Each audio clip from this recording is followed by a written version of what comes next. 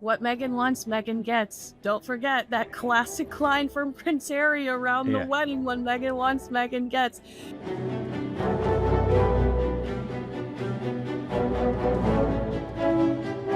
Well, one of my favorite lines, and I think it's actually in front of you on the cover of The Express, was when somebody wished him well, and he said, "I'm doing my best." You're getting that great sense of his sweet sense of humor, that him and Camilla, their sense of humor seems to be so, yes, I'm doing my best, seems to be so dry, but just engaging with those people.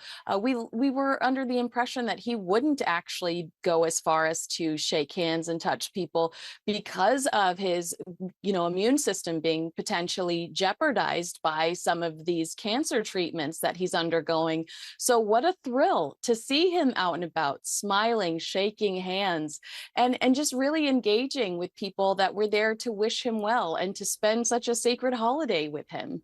I think that's absolutely right. And actually the outpouring of love and affection for the King from many people, in fact, from loads of people in this country and around the world, has been really humbling in many ways. And you can see that the King takes this very personally. He takes his job extremely seriously.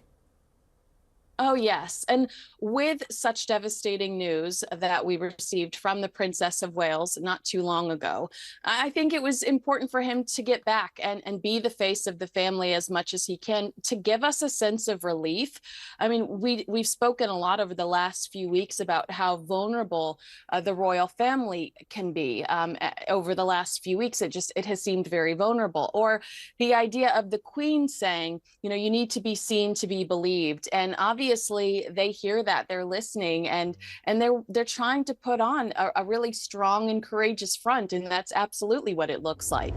King is obviously feeling well enough to appear in public. He does. It looks okay there. I mean, given the severity of, well, the illness of cancer, it's an incredibly serious condition, and given his age, any sort of a sprightly movement at this point in time, I think, is to be welcomed.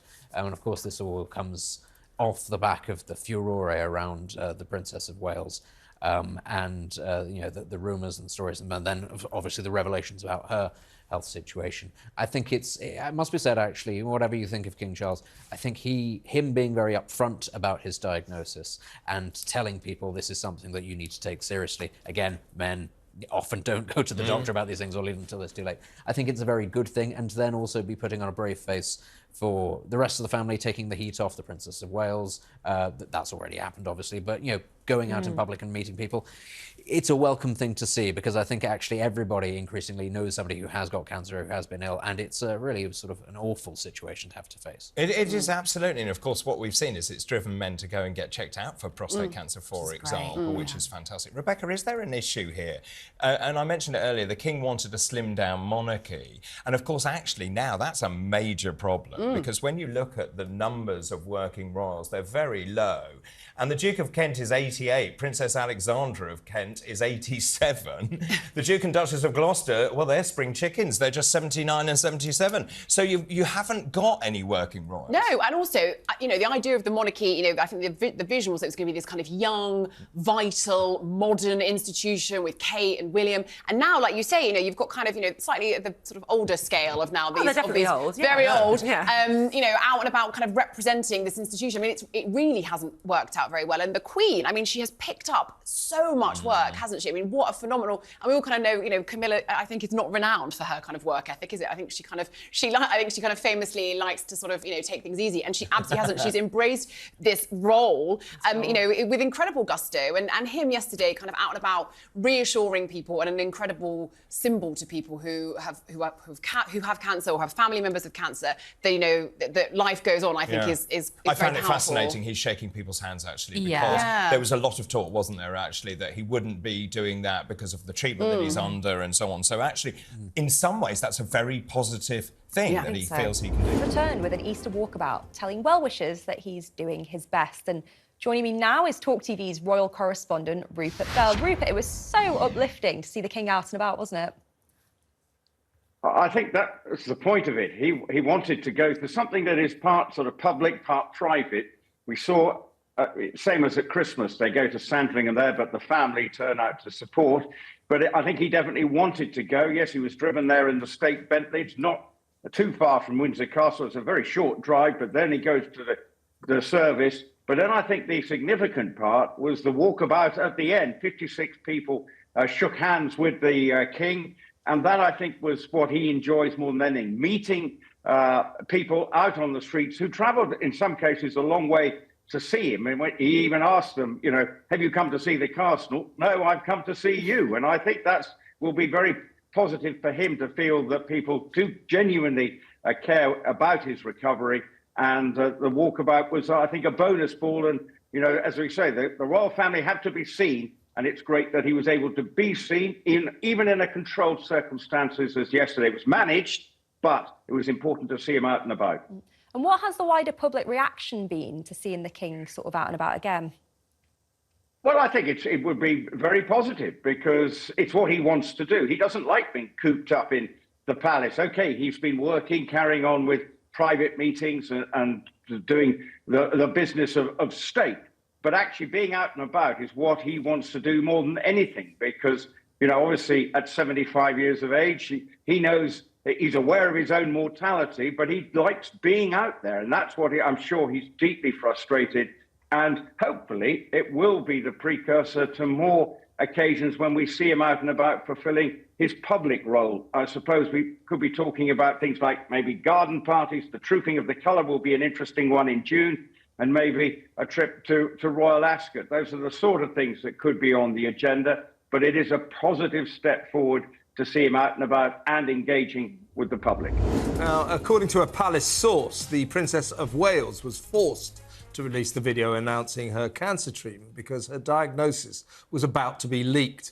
The source of the leak is unknown, but there is speculation it may have come from the London clinic where she had her surgery. Last month, police launched an investigation into whether hospital staff attempted to access Kate's private medical records. And we're still joined in the studio by political editor at the Daily Express, Sam Lister. Yeah, so we saw Kate's brave announcement a couple of Fridays ago, which was a really sort of totemic moment, I think, in royal history. It certainly put paid to some of the absurd and hurtful conspiracy theories that were spiralling around the world. But now, and I thought that was a good moment. I always thought she should have told us a little bit more. People don't like me for that, but I'm a journalist. I want to know stuff. And she was forced. What I find uncomfortable about this, and I really do not condone this, was that if this is true, this story, no reason to disbelieve, it's in the Mail today. We heard about these people who tried to access her medical records. It looks as if the palace feared that her private medical cancer details had been compromised and they would be leaked, probably not in this country, but probably in America or something. And therefore, they felt they had to launch a preemptive strike with her speech. Now, I'm very uncomfortable about the fact that a young mum suffering from cancer was forced into doing this. That's not right. I feel so sorry for the princess. I think this is utterly contemptible that whoever it is who was planning to leak this information, the most serious consequences should hit them. And I think, actually, you're right there, Kev, when you talk about how it wouldn't be the British press. Whoever was planning to leak this information, they could have gone to every single paper on Fleet Street and they would have all shut the door in their faces. But the problem is they would just go to America. They'd absolutely be able to sell this for mega bucks over there, and it would filter back through social media. So the palace had no, if this is right, the palace had no option really but to act. Afia, I went on the talk last week. At some point, the talk 6 p.m. till 7 p.m. Weekdays. There we go. At some point last week, I went on the talk and I said, I don't think Princess Catherine wanted to tell us this news about the cancer diagnosis. I think something prompted her, whether it's because of all the conspiracy theories and the bad press the royal family were getting, about whether it's really her or not, or whether there's another reason, I don't know. But I don't. If she wanted us to know this, I think they'd have handled it differently than the past few weeks. And I got absolutely slammed on social media. How dare you say that about Princess Catherine? Let her live her life, blah, blah, blah, blah, blah. But turns out, actually, I was correct. Now, I think, to be honest, that the Princess of Wales probably would have preferred to tell the wider world what went on with her and her cancer diagnosis when she was ready to perhaps do some campaigning around it, when she was back as back working in the public sphere. Now, I don't think it's a coincidence that in the week leading up to her announcement, we did have the story of someone trying to breach records at the London clinic, accessing her private information. And then we found out more about her health issues a few days later, literally. I don't think that's a coincidence. Now, it's thought that this data breach perhaps happened in January. Why were we being told about it in that particular week of March? Why were we finding out like 6 to 8 weeks later? I don't think that it's a coincidence. Now, we do know that because of her 3 children, Charlotte, George and Louis, that she wanted to take the time to tell them when she was good and ready. And that was towards the Easter holidays, to let them know so that when she told them when they were on Easter holidays, then they could take time as a family to process that information. But in terms of telling the wider world, I think I do agree with you that she probably would have liked to have waited, but there was a certain amount of pressure. And I don't think it was actually because of all the conspiracy theories on social media. I think it was probably because of this data breach more than anything. The King will open Balmoral Castle to the public for the first time this summer, but tickets won't come cheap. The castle in Aberdeenshire in the Scottish Highlands is widely believed to have been the late Queen's favourite residence, as it was where she spent most of her summers and where she died, of course, in 2022. The tour will reportedly take you on a historical journey through several of the beautiful rooms of the castle, but will set you back £100 each per standard ticket. Well, in the studio with me is the Sun's royal editor, Matt Wilkinson. Matt, this place was very, very dear to the Queen's heart, wasn't it? Well, it's also the place that she spent her final days. You know, the famous picture of her with Liz Truss, that was in the drawing room at Balmoral. And if you pay £100 or £150 and you get afternoon tea, which is a very expensive afternoon tea, but it's a royal afternoon tea. You can see the drawing room, if you know, and you can see lots of different rooms that the Queen had spent her final days. Look, it's not a morbid tour. I don't think it's going to be going into the details of the Queen's last few days, but it is, as you rightly point out, somewhere that she felt at home. She would take the family there. Extended royal family would go there every single summer. And if you remember, when Prince Philip passed away on the eve of his funeral, she actually released a photograph of her and Philip, her favourite photograph. Yes. It was her of Philip at Balmoral. It was one of her favourite places. And that was on the edge of Loch Mick, spelled Muick, pronounced Mick, which is also was the name of her.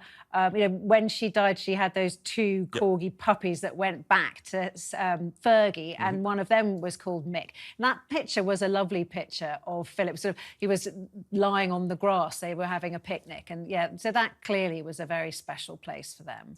And it is for Charles as well. I mean, you've got to remember that he loves spending the summers up there, but he lives, basically him and the Queen live just around the corner in Birk Hall. So there is a fear, or maybe it's a good thing, but there is a belief that maybe Balmoral will become much more open to the public. There are calls from certain people that it could become a museum, or it could be a visitor attraction all year round. And the King is aware and he's supportive of this move. Meghan is on manoeuvres, apparently. The Duchess of Sussex made a royal-style visit to a children's hospital in Los Angeles where she handed out signed Polaroids to the patients.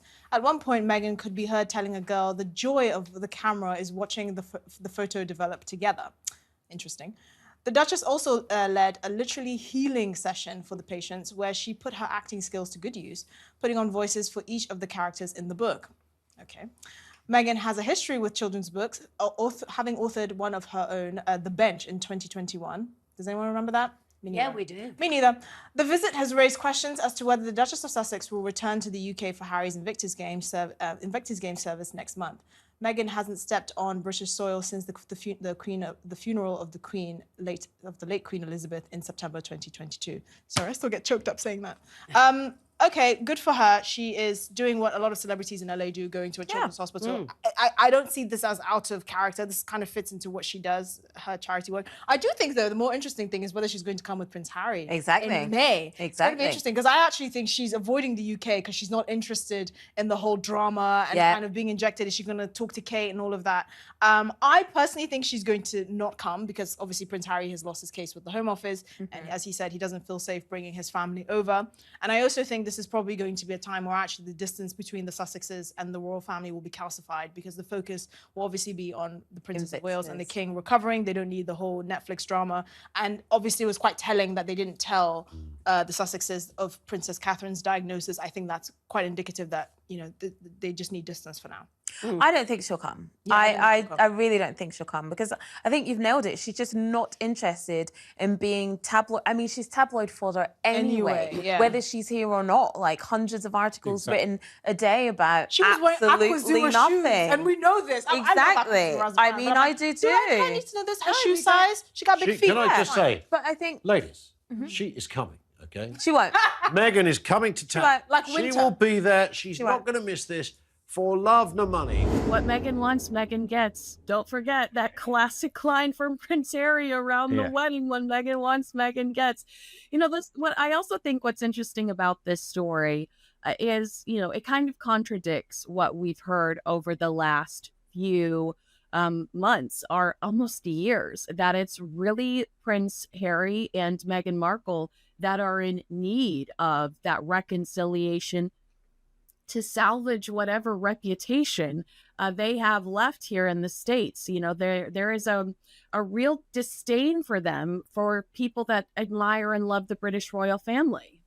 Yes, and everything we've seen is, you know, they say they don't want to be part of the royal family. You just need to look at their website. Everything indicates that they're hanging on to their royal coattails. And that, you know, they don't want it. So, or Prince Harry says we don't want that, but without it, they've got nothing to sell. Because suddenly, if they don't have that royal connection, what are they? They're just another celebrity couple. And you in Tinseltown know that celebrities actually have to look as if they know what they're doing. They have to work hard at it more often than not to achieve whatever they want to achieve, whether it be acting or promoting something. To just say, well, I'm the Duchess of Sussex or I'm the Duke of Sussex, well, then I'm all right. Then you can support me. No, they need it. And that is the big problem for them. And it's the frustration for, I think, everyone over here. We can all see what's going on, yet they still, but people, are they buying it? Or is the royal family not being strong enough with them saying, right, stop this? But the king, I think, is in a difficult position. The last thing he wants to add to his stresses and strains is how to, control the Sussexes, because he's probably quite tired anyway, and that will just add to the stress and strain. So at the moment, the Sussexes have free rein in many ways to carry on as they are, using their royal connections. Prince Harry's upcoming appearance at the 10th anniversary service at St. Paul's Cathedral for the Invictus Games. We were talking about it. I mean, the conversation was, will we see Meghan? Will Meghan attend with Prince Harry? But according to recent reports, there have been some serious security concerns raised, that the fact that it was published that this event was on May 8th so early could potentially jeopardize Prince Harry's security. I'm sure you talked about it a billion times over, how Prince Harry lost that high court challenge against the government over security when he comes. But just to reiterate, they pick, this is on need to know basis, or they're going to choose based on when he requests it, whether or not they feel like he's inclined to the type of security he wants. Do you feel like this has jeopardized his security, or is this another event where Harry and Meghan are trying to prove a point by making a big deal out of something? You've hit the nail on the head. I think they're trying to prove a point. There is no way the British security services are going to allow something to be compromised, something that is an important part of, and let's be honest, it was an important part of William's life as well, the Invictus Games, when it set up 10 years ago. They're not going to allow something to happen, and it is part of his trying to prove, look, I don't know, you're not going to look after me properly. they will look after him properly. They've said we'll review things on case by case. They are aware at St Paul's Cathedral, a high-profile venue in its own right, that there is security around. So my take on it is he needs to, understand that he will not be left high and dry as far as security is concerned. He may not have it at the intense levels it would under normal circumstances when he was a working member of the royal family, but he won't be left security-less. It's just not in the interest of the British government, the British people, for something to happen to him. So to think that he would be found to have no security, I think is naive in the extreme, or just is point scoring once again from Meghan and Harry, if this is true, that they want to say need to be treated separately, almost better than anybody else. They don't need to be, because the level normally around the royal family is high enough as it is. But as they are no longer working royals, they are in a different set of circumstances. But as you alluded to, when it comes to this event, there will be the requisite security for him when he comes into the country, but it will be managed on a case-by-case basis. Some more good news for royal superfans. I'm sure that's you, because enthusiasts will now be able to walk the corridors and see behind the curtain at some of Buckingham Palace's most famous spots. Now, the palace is opening its doors to the newly resurfaced East Wing, which includes the front facade and the central balcony, where members of the royal family have gathered for public appearances since 1851. Tickets are going to cost £75, but that cost will not include stepping onto the famous balcony. However, visitors will be able to peek through the curtains and take in a famous view down the Mall. Now, for this and more on this, I'm joined by Dickie, former press secretary for Queen Elizabeth II. Dickie, it's a great pleasure to have you on. Thank you very much indeed. Now, you have presumably walked those corridors of Buck House. I have indeed. In fact, when I walked them, they were very tired. And just looking at those pictures now, the resurfacing of the palace has brought them to life, because they certainly didn't look as vibrant when I last walked them, which is way back in about 2000. So the resurfacing has done great wonders for the building. You mentioned that people will be able to go in the centre room. That's fine. They won't be able to curtain twitch. There'll be no movement of curtains, but they'll be able to see through the curtains. Unfortunately, it's not a brilliant view. They'll see the top of the Queen Victoria Memorial. And if you kind of stand or cock your head to one side, you'll see down the Mall. No standing on the balcony. There'll be none of that, people performing the royal wave. So there'll be none of that. But they'll get a taste of what it's like in that centre room, and also in the corridor behind, because that famous corridor has played host to countless royals, countless occasions. And there's a wonderful painting there that it depicts Queen Victoria arriving at St Paul's Cathedral for the Diamond Jubilee service in, 1897. She was such a large lady. She couldn't get out the carriage, certainly wouldn't be able to manage the steps into St Paul's Cathedral. So St Paul's Cathedral came out to her, and the service was conducted on the steps with her sitting in the carriage. So there's a lot of history there, and people will thoroughly enjoy this new vista that hasn't been seen since Buckingham Palace first opened in 1993.